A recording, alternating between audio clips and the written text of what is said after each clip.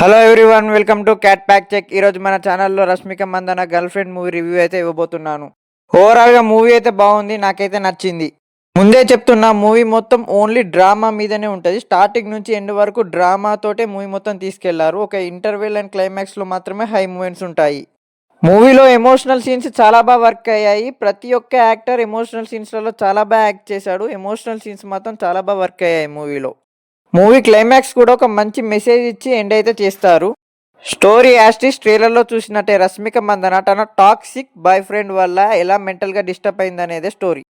First half ఎలా ఉంది, second half ఎలా ఉంది అని చెప్పలేను, కానీ ఓవరాల్గా మూవీ అయితే బాగుంది. ఎందుకంటే మూవీ స్టార్టింగ్ నుంచి ఎండ్ వరకు ప్యూర్ డ్రామా మీద వెళ్తుంది కాబట్టి ఇక్కడ హై మూమెంట్స్ అయితే ఉండవు. బట్ ఇంటర్వెల్ అండ్ క్లైమాక్స్లో మాత్రం మంచి హై మూమెంట్స్ అయితే ఉన్నాయి.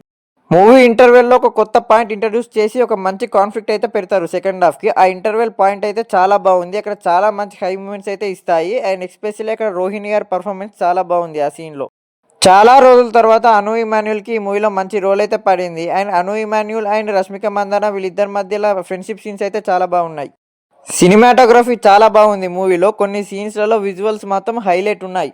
డైరెక్టర్ రాహుల్ రవీంద్రన్ డైరెక్షన్ బాగుంది. స్టోరీ కూడా చాలా బాగా రాసుకున్నాడు. మూవీని కూడా చాలా బాగా ప్రజెంట్ చేశాడు. అండ్ క్లైమాక్స్లో కూడా ఒక మంచి మెసేజ్ ఇచ్చాడు.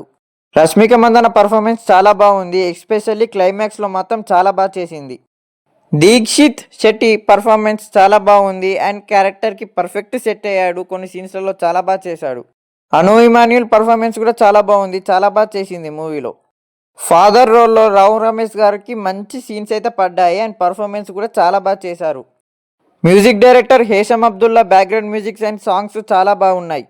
ఓవరాల్గా ఈ మూవీకి నేను ఇచ్చే రేటింగ్ 2.5/5. ఎందుకంటే ఈ మూవీ మొత్తం డ్రామానే ఉంటుంది, సో అందుకే 2.5 ఇస్తున్నాను. Drama movies and emotion movies ఎక్కువగా ఇష్టపడే వాళ్ళు ఖచ్చితంగా ఈ మూవీని థియేటర్లో చూడండి. నా రివ్యూ కనుక మీకు నచ్చినట్టయితే నా ఛానల్ని ప్లీజ్ లైక్ చేయండి, షేర్ చేయండి అండ్ సబ్స్క్రైబ్ చేయండి.